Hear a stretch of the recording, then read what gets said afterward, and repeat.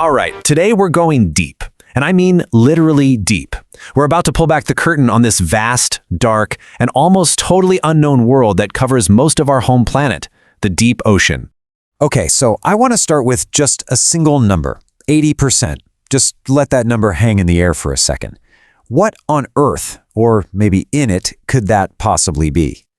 So that massive number, 80%, that's how much of our own planet's ocean is still a complete and total mystery. We're talking unknown, unmapped, and almost entirely unexplored by any human. It's a pretty staggering reality check when you think about it. To really wrap our heads around this, we have to face a kind of startling fact. We live right alongside our planet's hidden majority. You know, we love calling Earth the blue planet, right? It's a great name, inspired by those amazing photos from space. But there's a real irony in that. We've named our home for this massive blue thing that we barely understand at all. We've only just scratched the surface, both literally and figuratively. And that brings us to what I'm calling the 80% enigma. Let's really dig into what this unbelievable statistic actually means for us and for the future of science. I mean, just look at this chart. It really hammers home how little we actually know. See that tiny little sliver on the left? That 20%? That's everything we think we know about the ocean. Every reef we've documented, every coastline we've mapped, every species we've found. The rest of it, that colossal 80%, that's the great dark unknown. So when we say unexplored, what do we really mean? Well, it's not just that we haven't sailed over it. It means the huge majority of the ocean floor has never been mapped with modern high-res tech. It means actual human eyes have never seen it, and we haven't even been able to grab samples to study. It is a true frontier in every single sense of the word. So the big question is, why? Why is it so unexplored? What makes it so incredibly hard to get to?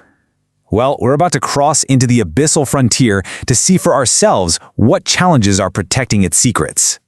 Trying to explore the deep sea is basically like trying to explore another planet, but without ever leaving Earth.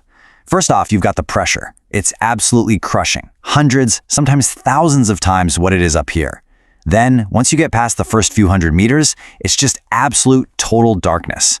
Add in temperatures that are close to freezing, and just the mind-boggling scale of it all, and what you have is one of the most hostile environments you can possibly imagine. And just to put this into perspective, get this.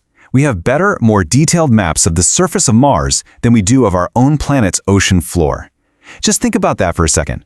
The pressure down in the Mariana Trench is over 1,000 times what it is at the surface. That is an engineering nightmare. It's a completely alien world right here on Earth, and in many ways, it's harder to visit than a neighboring planet. This quote just nails it perfectly. The deepest trenches are a frontier more foreign than the moon, holding secrets in the crushing dark. Wow, that really gives you a sense of the sheer awe and mystery of it all, doesn't it?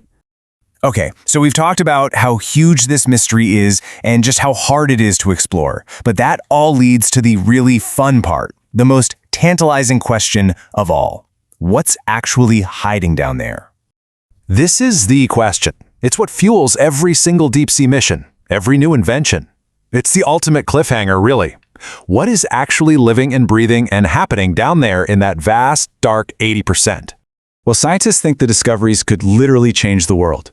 First up, new life forms that could completely rewrite our biology textbooks.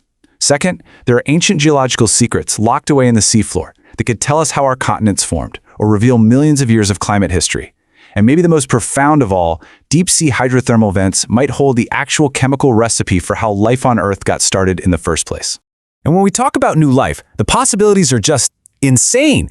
We could be talking about bizarre, microscopic organisms that live on chemicals instead of sunlight, holding the key to new medicines. And yeah, of course, there's the potential for colossal creatures that have been evolving in total darkness and isolation for millions of years. I mean, remember, the giant squid was just a sailor's myth for centuries. What else is waiting for us?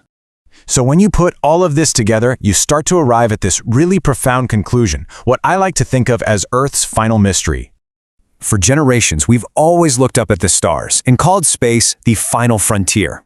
And look, space exploration is obviously incredibly important, but it's worth thinking about this. Maybe the most immediate, mind-blowing discoveries about life and our own planet aren't light years away, but are right here, waiting for us in the depths of our own world. So I guess I'll just leave you with this question to chew on. We put so much energy into looking up and out for the next great frontier, but is it possible we've forgotten about the massive, mysterious, and potentially life-altering one that's been right here under our noses or beneath our feet this whole time? What secrets is that 80% still holding?